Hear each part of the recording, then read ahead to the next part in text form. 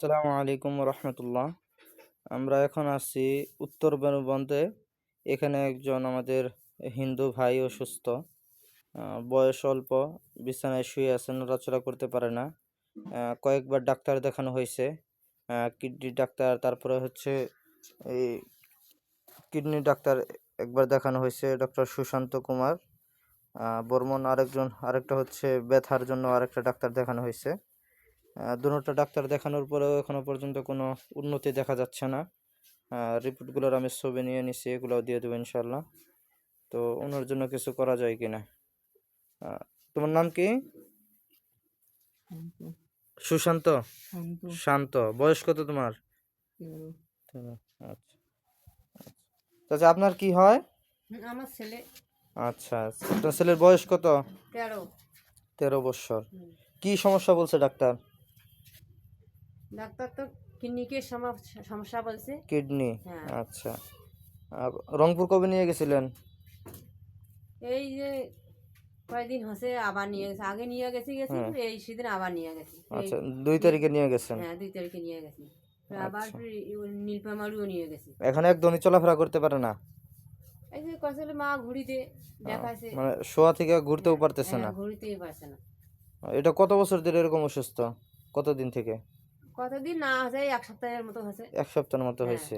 Kidney damage. আর ওই kidney doctor যে দেখাচ্ছেন 2020 সালের রিপোর্ট দেখলাম, এটা? হ্যাঁ, এটা 20 সালে। এখন কি সাল, কয় সাল চলেছে? 25। 25।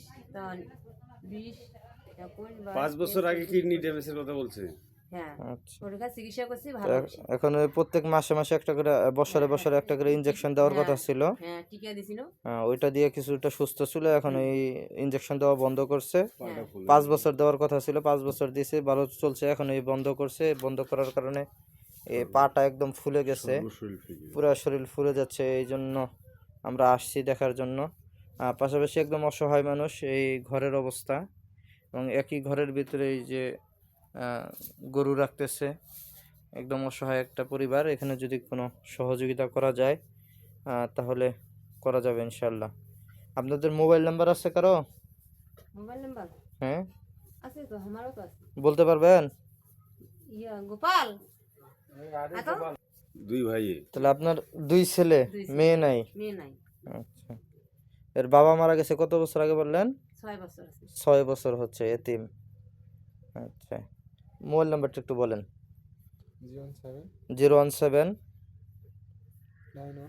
91 44 35 34।